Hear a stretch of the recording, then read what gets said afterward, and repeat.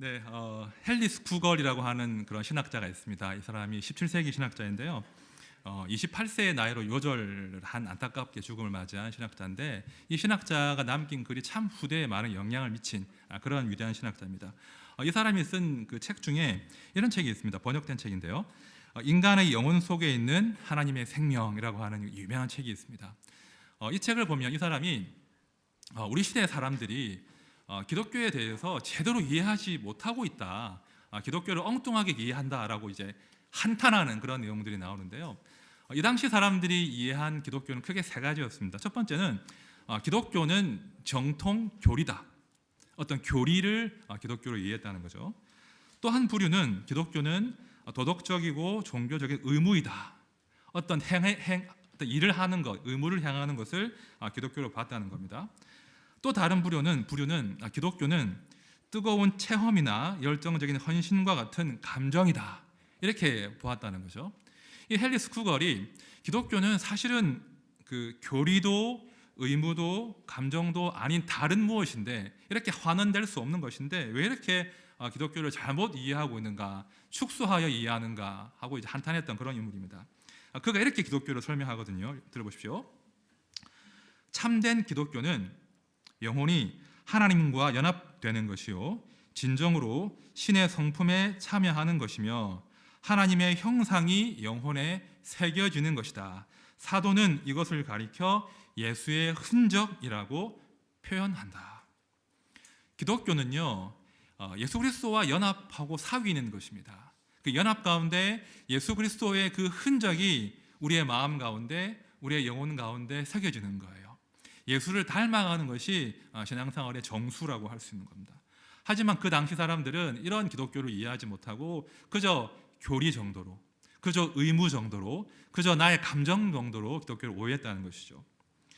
사실 기독교는 참 이제 유별난 종교입니다. 왜 유별나냐면 기독교는요, 다른 종교들은 그 종교의 창시자에 대해서 그 종교의 창시자와 뭐 연합한다거나 교제한다거나 이런 표현을 쓰지가 않습니다. 그냥 그 종교의 창시자를 경배하거나 그 창시자의 가르침을 떠올리거나 기도할 뿐입니다. 그런데 유독 기독교는 예수님과 교제한다, 예수님과 사귄다, 이런 표현을 쓴다는 거죠. 혹시 이제 우리 주변에 그 불교나 절에 다니시는 분들 중에 내가 오늘 절에 가서 우리 부처님과 깊은 사귐과 교제를 나누고 왔어요, 이렇게 하시는 분 들어보신 적 있으십니까? 있으면 안 되는데 그렇지 않다는 거예요. 그런데 유독 기독교만이 예수 그리스도와의 연합, 예수 그리스도와의 하나됨, 사귐을 강조한다는 것이죠. 제가 지난주 설교 말미에 이런 말씀 읽어드렸죠. 볼지어다 내가 문 밖에 서서 두드리노니 누구든지 내 음성을 듣고 문을 열면 내가 그에게로 들어가 그와 더불어 먹고 그는 나와 더불어 먹으리라. 여러분, 이 말씀이요, 우리가 익숙한 말씀이기 때문에 그냥 넘어가시는데요, 굉장히 놀라운 진리를 담고 있는 거예요. 크고 두려우신 그 위대하신 하나님께서 자기를 한껏 낮추셔서 우리의 마음 문을 놓고 하시면서 마치 우리의 사랑을 구걸하시듯이 내가 너와 함께 더불어 먹고 마시기를 소원한다, 내가 너와 함께 교제하기를 원한다, 이렇게 우리에게 다가오시는 그 예수님에 대한 말씀이기 때문입니다. 여러분, 우리가 기독교가 다른 무엇이 기적이 아니라 이것이 기적이라는 거예요. 예수님께서, 하나님께서 자기 자신을 온전히 우리 인생들에게 내어주시는 것, 이것이 기적인 것이죠. 자, 그래서 한 목사님이 이런 글을 남겼습니다. 하나님은 다른 모든 좋은 것들로 우리에게 복 주실 뿐만 아니라 무엇보다 자기 자신과 자신의 행복을 나누어 주신다. 이게 기독교의 정수예요. 우리 기독교는 하나님께서, 우리 성자 예수님께서 다른 모든 좋은 것과 함께 자기 자신을 온전히 우리에게 내어주신다. 이것이 기독교가 담고 있는 그런 진리이죠. 자, 우리의 신앙생활이요, 자칫 종교 생활에 머물지 않으려면요, 이 예수님과 만난다는 게 무엇인가, 예수님과 깊이 사귄다는 것이 무엇인가, 그분과 함께 더불어 먹는다는 것이 무엇인가, 이 교제의 의미가 무엇인가, 그것을 알기를 지속적으로 갈망하시고 추구하셔야 된다는 것입니다. 오늘 제가 그런 시간을 가지려고 하는 것입니다. 오늘 저희가 이제 성찬을 나눌 텐데요, 이 성찬 예식에서 우리가 예수 그리스도의 그 몸을 또 살을 먹고 피를 마시는 그 의식을 하지 않습니까? 다른 종교에는 없는 그죠 신과 그죠 우리 초월자와 만나는 그런 의식이 바로 성찬식입니다. 그래서 이 성찬식 가운데 내 영혼 가운데 내 마음 가운데 그 예수의 흔적을 새기는 시간이 바로 성찬식인 거죠. 처음 저희가 성찬식을 하는데요. 제가 긴장을 얼마나 많이 했겠습니까? 오늘도 물도 흘리고 그죠? 처음 사실은 오늘 성찬을 제대로 집례하는 날이기 때문에 몇 주 정도 이제 어떻게 해야 될지 막 매뉴얼을 짜고 큐시트를 짜고 이렇게 막 엄밀하게 했습니다. 그러면서 이제 실수하지 말아야지. 그래서 어제도 우리 성찬위원들 다 토요일 날 바쁜데 나오셔서 저희가 한번 해봤어요. 예행 연습도 해보고 아주 좀 긴장스러운 한 주를 보냈는데 제가 가만히 저 자신을 돌아보니까 사실 성찬식은 식사 자리거든요. 예수님이 딱딱하게 진행하신 것이 아니라 이제 아주 이제 편안한 식사 자리인데 내가 왜 긴장하나 그 마음 하나 들었고요. 또 하나는 이 성찬 예식 자체를 실수 없이 진행하는 것도 중요하지만 이 성찬 예식의 의미가 집례하는 안 목사 네가 제대로 알고 있냐 그런 반성을 했었습니다. 그러면서 집례하는 제가 이 성찬 예식의 의미를 깊이 이해하자.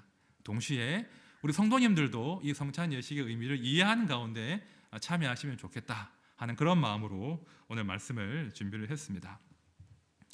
자, 먼저 오늘 본문 23절 말씀을 제가 다시 한번 봅니다.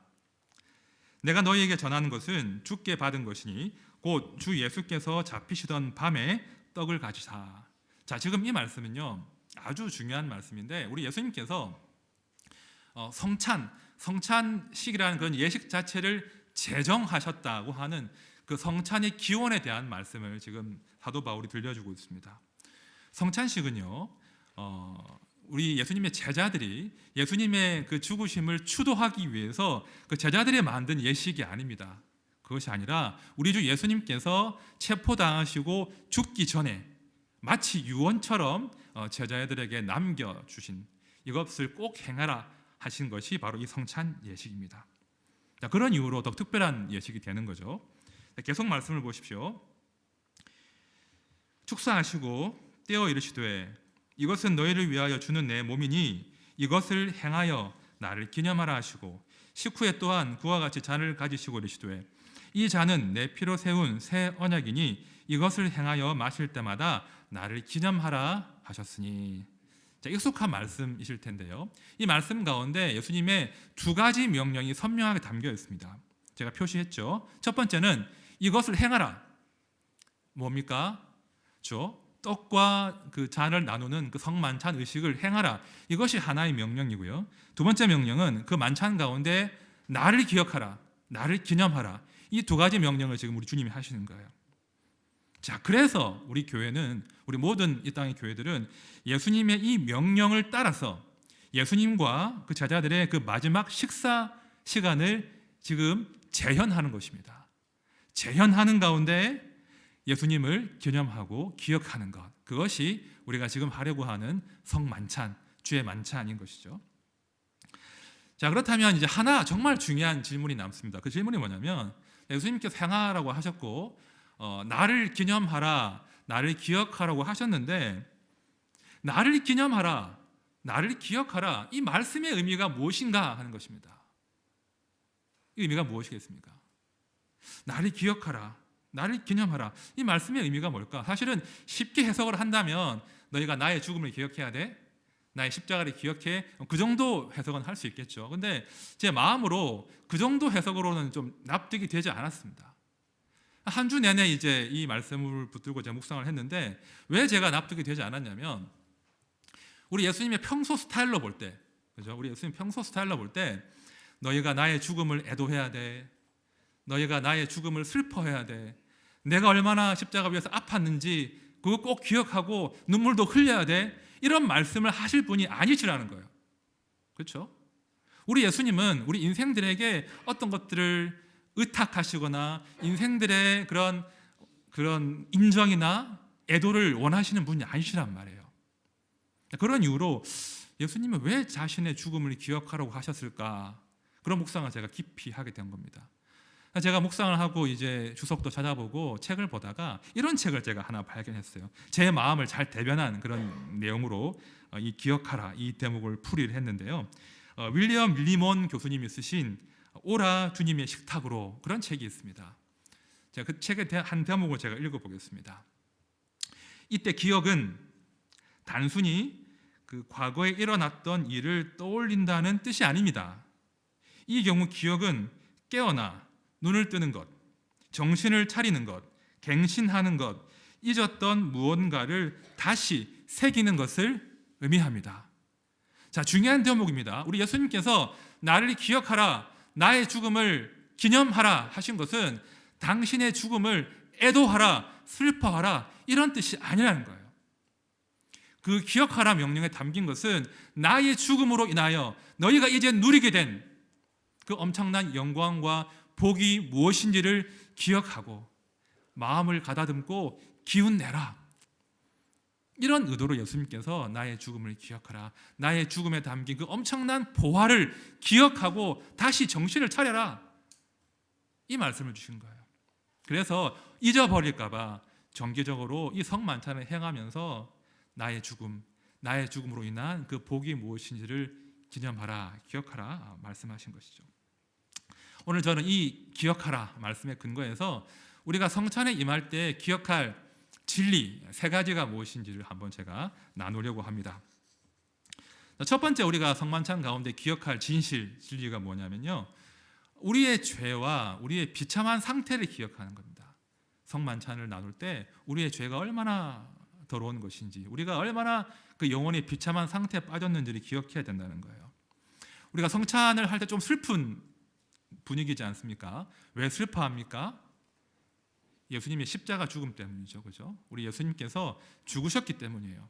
그런데 그 예수님의 그 십자가 죽음은 보통 죽음이 아니었습니다. 하필 우리 주님이 선택하신 그 죽음의 방식이 그 당시 가장 잔혹했던, 그래서 식자들이 그 십자가란 단어를 입에 올리기조차 꺼려했던 그런 공개 처형의 방식으로 자기의 목숨을 내어놓으셨다는 거예요. 너무나 끔찍했기 때문에 그 십자가형을 제대로 쳐다볼 수가 없었죠. 다 고개를 돌렸습니다. 우리 주님은 그 십자가에 위해서 참혹하고 고통스러운 죽임을 당하셨고요, 동시에 우리 하나님께 철저하게 버림당하신 거예요. 저주를 받으신 거예요. 자, 그런데 우리가 바로 기억하게 되죠. 그 십자가에 참혹한 그 자리에 진실로 달려야 했던 사람이 누구였던가? 우리 주님이 아니라 나 자신임을 기억한다는 겁니다. 누가 하나님께 버림받고 하나님의 진노 가운데 철저하게 죽임당해야 했던가? 다른 누가 아니라 나 자신이란 말입니다.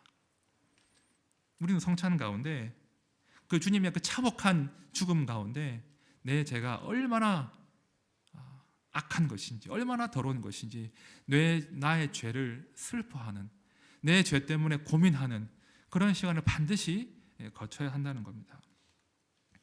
우리가 신자라고 하면서도 말입니다, 나 자신을 십자가 앞에 세워보고 내 죄 때문에 슬퍼하고 고민해보지 않았다면, 내 죄 때문에 애통해 한 적이 없다면 굉장히 불행한 일인 것입니다. 파스칼이 이런 말을 남겼다고 해요. 세상에는 두 종류의 인간이 존재한다. 한 종류는 스스로 죄인이라고 느끼는 의인이고, 다른 하나는 스스로 의인이라고 느끼는 죄인이라는 거예요. 여러분, 성찬은요, 자기가 죄인임을 고백하는 사람들의 식탁 자리예요. 최소한 성찬에 참여할 때는 내가 죄인임을 아는 그 염치가 필요하다는 겁니다. 내가 죄인임을 인정하는 것이 성찬에 참여하는 최소한의 예의라는 것입니다. 제가 이제 과거를 돌아보면 성찬식마다 이제 다양한 에피소드가 있는데요. 왜 성찬식을 이제 할 때마다 목사님들이 이번 한 주간 현저한 죄를 지었거나 이런 분들은 성찬에 참여하지 마십시오, 이런 멘트들을 많이 하십니다. 기억나십니까? 제가 청년 때 좀 이해가 안 됐어요. 왜냐하면 우리 모두가 죄인이기 때문이거든요. 우리 모두가 일상 가운데 죄를 짓고 살기 때문에, 그럼 저 말씀대로라면 누가 과연 주의 그 몸과 피를 마실 수 있겠는가, 그런 마음이 들었습니다. 제가 이번에 말씀을 묵상하는 가운데 그게 아니라는 걸 알았어요.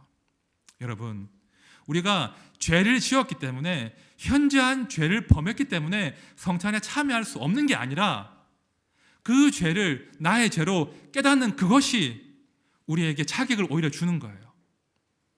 내가 죄인임을 알 때, 내가 얼마나 추악한 죄를 지은 자임을 알 때 우리가 비로소 성찬에 참여할 수 있고, 그 성찬 가운데 큰 은혜를 누릴 수가 있다는 것입니다. 여러분, 우리가 오늘 성찬에 참여할 때 우리 죄를 참여합시다.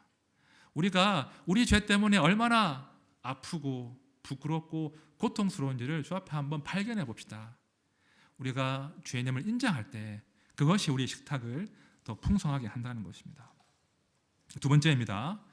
우리가 성찬에 참여할 때 기억할 두 번째 진실은, 우리가 예수님께 속한 그 존귀한 사람임을 이 성찬 가운데 우리가 기억해야 된다는 거예요. 우리는 성찬 가운데 죄를 슬퍼하고 애도하는 것으로 그치면 안 됩니다.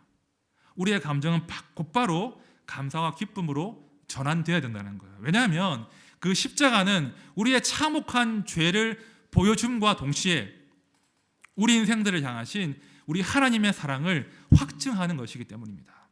우리 하나님은요, 누구도 부정할 수 없는 방식으로, 누구도 의심하거나 문제를 제기할 수 없는 방식으로 우리를 향한 당신의 사랑을 증명해 보이신다는 거예요. 십자가 위에서. 말씀을 들어보십시오. 우리가 아직 죄인 되었을 때에 그리스도께서 우리를 위하여 죽으심으로 하나님께서 우리에 대한 자기의 사랑을 확증하셨느니라. 여러분, 우리는 주의 죽으심을 기억할 때마다 그것이 과거의 한 사건이 아니라 지금 여기서 나를 사랑하시는 그 사랑의 확증임을 기억하셔야 돼요. 이것은 너희를 위하는 내 몸이니. 우리 주님께서 왜 그 십자가의 형벌을 감당하셔야겠습니까? 나를 위해서입니다. 이것은 너희를 위하는 내 몸이다. 이것을 받아 먹으라. 이것이 우리를 향하신 예수 그리스도의 사랑이에요.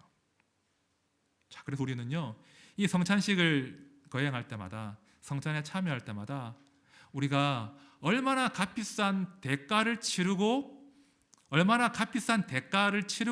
구속된 자인지를 늘 기억하셔야 됩니다.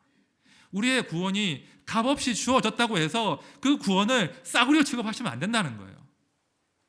우리 주님께서 얼마나 그 비싼 대가를 치르시고 당신의 피로 우리를 구속하셨는가, 내가 얼마나 그 피 때문에 존귀한 자가 되었는가, 그 진실 앞에 기뻐하는 시간이 성찬의 시간이라는 것입니다. 여러분, 기억하십시오. 성도들은요, 철저하게 예수 그리스도 안에서 자신의 가치를 발견하는 존재예요. 다시요, 우리 성도들은 철저하게 예수 그리스도 안에서 나의 존귀함과 가치를 발견하는 존재입니다. 나를 가치 있게 만드는 것은요, 내가 이루는 것이 아니라 예수님께서 십자가 위에서 이룬 것입니다. 예수님께서 십자가에서 이루신 그것이 나를 존귀한 사람으로 만든다는 거예요. 하지만 불행하게도 많은 사람들이 이런 삶을 원하지 않습니다. 많은 사람들이 예수님께 기대어서, 예수님의 그런 사랑에 기대어서 내 삶의 가치를 증명하기를 원하지 않는다고요. 오히려 스스로 자기 힘으로 내가 괜찮은 사람이라고 증명하고 싶어 합니다. 그것이 하나님 떠난 사람들의 특징들이죠. 자유를 선포하는 거예요. 내가 하나님 밖에서, 하나님 없이, 하나님과 상관없이 내 삶을 경영할 것이고 내 삶이 틀리지 않았음을 증명해낼 것이다. 이것이 인간들의 자유 선언 아니겠습니까? 누가복음 15장을 보시면 그렇게 자유를 선언한 한 청년이 나옵니다. 우리가 아는 탕자이죠. 탕자가 아버지와 함께 살기를 거부하고 자유를 선언하고 돈을 다 챙겨서 집을 떠나지 않습니까?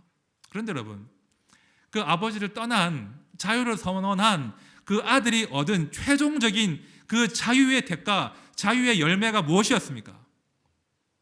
그가 자유를 선포하고 얻은 그 맛본 열매가 무엇이었냐고요? 말씀 보십시오. 그가 돼지 먹는 쥐엄 열매로 배를 채우고자 하되 주는 자가 없는지라. 이 말씀은요, 아주 중요한 말씀이에요. 하나님을 떠난 인간들의 정말 적나라한 실존이 무엇인가를 보여준다는 거예요. 그가 돼지 먹는 쥐엄 열매를 먹으려고 지금 자유를 쟁취한 거예요. 하지만 그마저도 주는 사람이 없기 때문에 굶주려야 하는 그런 인생이 하나님 밖에서 행복을 추구했던 인생들의 실존이라는 거예요. 제가 지난주 설교를 마무리하는 시간에 그 광고 그 이야기했던 기억나십니까? 그 자동차 광고. 사실 광고가 굉장히 재밌습니다. 광고가 재밌고 그 시대의 정신을 잘 보여주는 그런 광고들이 참 많은데요. 90년대에 그 나왔던 히트를 쳤던 광고가 하나 있습니다. 제가 영상을 준비하지 못했는데 나중에 유튜브에 찾아보시면 리바이스 난 나야 치시면 나옵니다. 그게 이제 어떤 광고냐면 이제 그 X 세대의 출현을 알린 그런 일종의 그런 시대적인 광고였는데 그 X 세대 어떤 세대인 줄 아시죠? 그러니까 80년대, 90년대 대학생 하신 분들은 다 X 세대로 보시면 됩니다. 거의 다 해당하시죠? 그러니까 누구도 나를 규정할 수 없다는 거예요. 나는 자유라는 거예요. 내 마음대로 살겠다는 거예요. 그 광고의 카피가 이렇습니다. 리바이땡 그 청바지 광고 카피가 이래요. 어디에도 속하고 싶지 않을 때가 있어. 내 인생은 내 스타일대로 살겠어. 누구도 나를 규정할 수 없어. 난 그냥 난 나야. 뭐 이런 식의 아주 이제 8, 90년대의 어떤 우리 X세대 그죠? 자유를 선포했던 그런 시대 정신을 반영했던 그런 광고인데요. 근데 세월이 흘러서 30년이 지났잖아요. 우리 인생들이 자유를 선언하고 내 마음대로 누구에게 속하지 않고 내 스타일대로 살아간 그 결론이 무엇입니까? 제가 볼 때는 지난주 제가 말씀드린 그 광고예요. 우리 지금 잘 가고 있나? 우리 지금 잘 살고 있나? 여전히 우리는 자유를 선포했으나 불안한 거예요.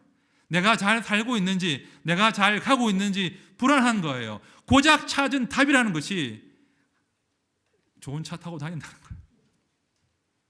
얼마나 쓸쓸한지 모릅니다. 여러분, 우리가 자유를 선언했으나 내가 내 마음대로 살겠다고 했으나 결국은 그것이 자유가 아니라 오히려 그죠? 남들만큼은 살아야 한다는 오히려 외부의 시선들에 더욱 신경 쓰는 그런 억압된 삶을 지금 현대인들이 살고 있더라는 겁니다. 내 가치를 스스로 입증해야 하기 때문에 늘 불안한 거예요. 늘 두려운 거예요. 늘 비교한 거예요. 언제 무너질지 모르니까 조마조마한 겁니다. 그것이 내 가치를 스스로 입증하려 했던 사람들의 실존이라는 거죠.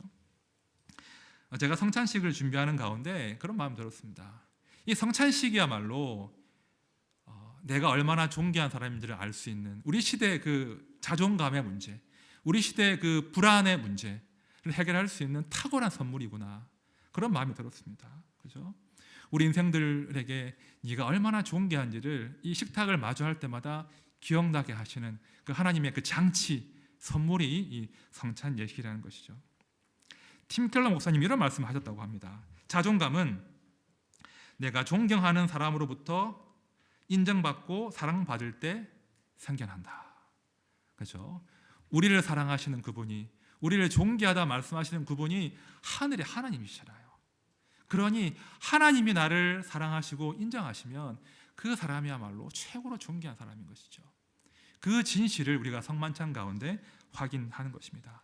난 나야가 아닌 거예요. 난 나야가 아니고 나는 예수에게 속한 사람이다. 누가 뭐라고 해도 나는 예수님의 살과 피를 마시고 예수께서 당신의 피값으로 주고 사신 하나님의 사람이다. 예수의 사람이다. 이 진리 가운데 다시 힘을 내는 시간이 바로 성만찬의 시간이라는 것입니다. 이제 마지막 진실입니다. 우리가 성찬에 참여할 때 기억할 마지막 진실은요, 우리가 주 안에서 한 몸이 되었음을 기억하는 시간이 성만찬의 시간입니다. 우리가 성찬을 나눌 때 예수님이라고 하는 한 생명, 한 떡을 함께 나누어 먹고 마시지 않습니까? 우리는 성찬에서 이 떡을 한 떡을 떼어서 나누면서 하나가 되는 거예요.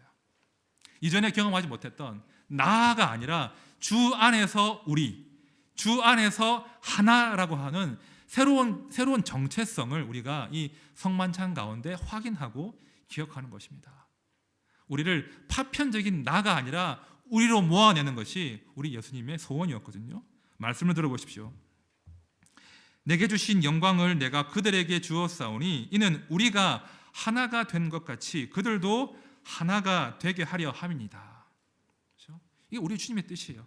그것이 이 성만찬 가운데 드러난다는 것입니다.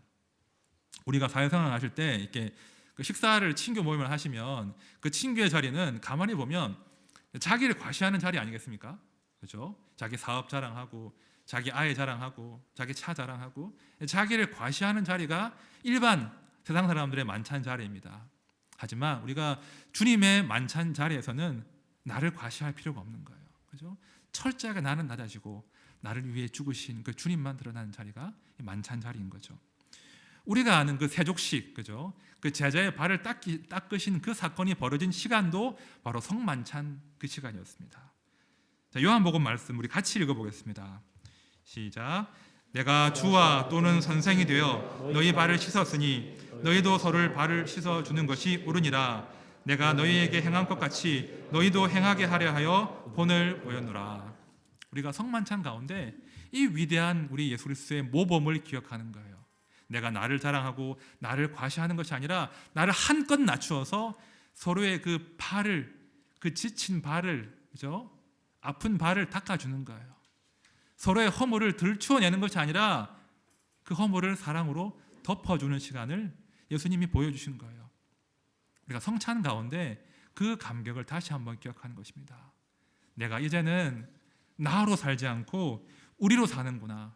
나를 과시하고 나를 증명하고 나를 자랑하기 위한 피곤한 생이 아니라 우리가 있는 모습 그대로 서로 받아주고 닦아주고 서로의 허물을 덮어주는 새로운 우리가 되었구나. 이 진실을 우리가 성만찬 가운데 함께 경험하는 것입니다. 이제 말씀을 정리하면서 이제 성만찬으로 들어갈 텐데요. 여러분, 성찬식은요, 추도 예배나 죽음을 애도하는 그런 시간이 절대로 아닙니다. 우리 예수님의 그 참혹한 죽음을 기억하면서 눈물을 흘리는 시간도 아닙니다. 물론 우리가 슬퍼할 수 있죠. 애도할 수 있죠. 하지만 더욱 중요한 것은 이 성만찬은 우리에게 향하신, 우리에게 주신 우리 예수님의 선물이라는 거예요. 너희가 얼마나 존귀한 자인지, 너희가 얼마나 존귀한 삶을 살아내야 되는 그런 존재인지를 이 성만찬 가운데 너희가 꼭 기억하면 좋겠구나. 그런 하나님의 격려와 응원의 그 의식이 바로 성만찬인 것입니다. 간혹 그런 질문들을 하세요. 예수님의 죽음과 부활이 나랑 무슨 상관이 있는지 잘 모르겠다고. 예수님의 죽음도 알겠고 예수님의 부활도 알겠는데 그 예수님의 죽음과 부활 사건이 나와 무슨 상관인지 잘 모르겠다고 하는 분들이 계십니다. 이렇게 답을 드립니다. 오늘 우리는 예수님의 살과 피를 먹고 마실 거예요.